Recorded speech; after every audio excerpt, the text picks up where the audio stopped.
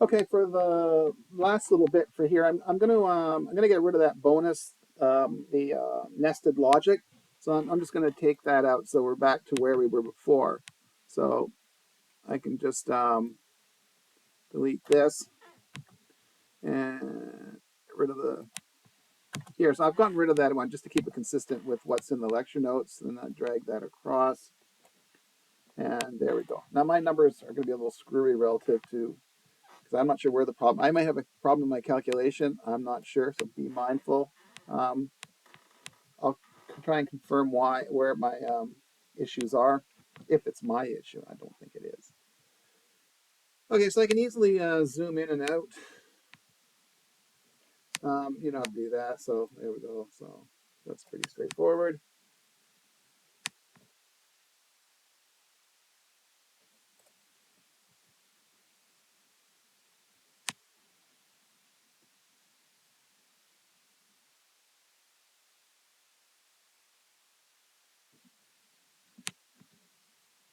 So I go to E8 here just to split this cell,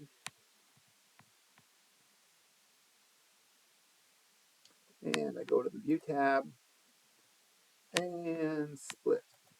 Okay, there we go. So that leaves, what that does is that leaves everything kind of, it split it, but it keeps, which is nice, the top part, so I can always cruise through. And also when I go sideways. So let's unsplit.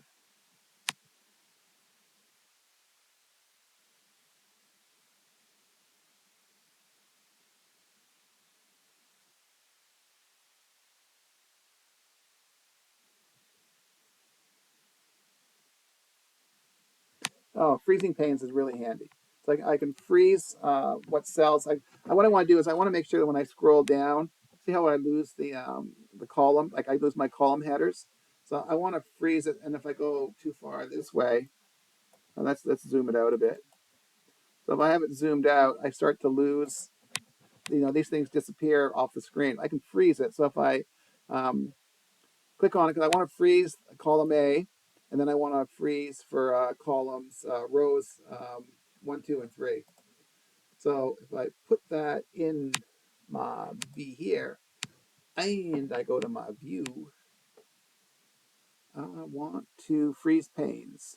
Boom, and there I go. So now when I move down, see how you can see how the columns here stay for the frozen part, and if I go across, I can see how I don't lose that. So freezing uh, rows and columns is actually really handy. Okay, so what I did here, let me unfreeze it. So I'm back to where I was before. So I go in here. I go into the cell that's next down from the row that I want to freeze and next over to the column I want to freeze. That puts me in B4.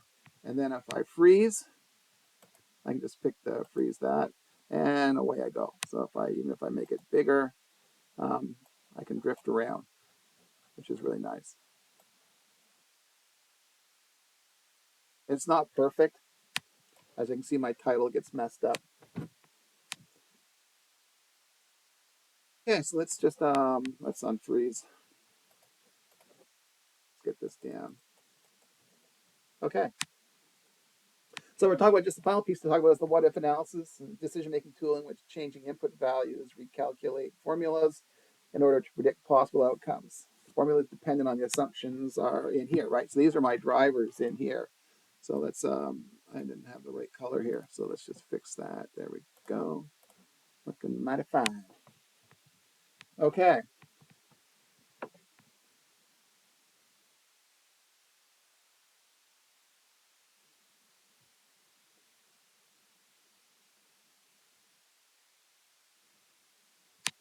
Okay, so we're going to go to A7 here, and we're going to do a split. So let's split. There we go.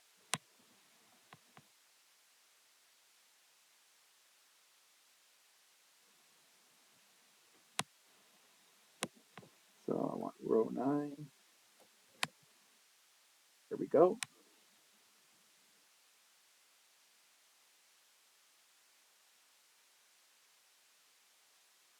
So if I change the bonus to 7,500, it produces those changes. And I have a decrease in my operating income.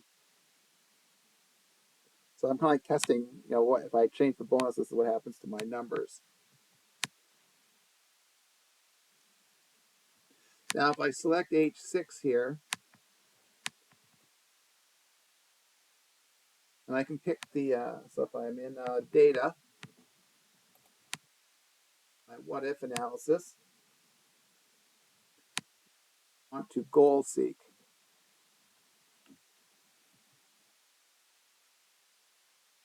Change to value, 350. So 1, 2, 3, 4. So by changing, and I want to change cell B23,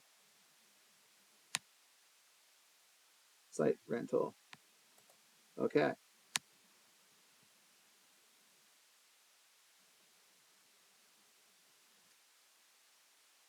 Click OK. So what it's telling me is for my site rental,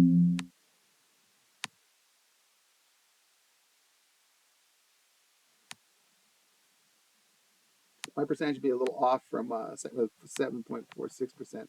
Tied the differences in my number. Did I have the right number? Yeah, 3.5 million.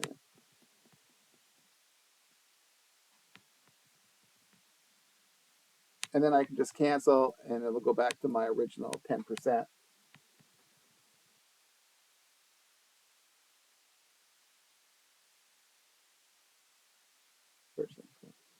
Okay. And that is our chart. So that's the end of this part.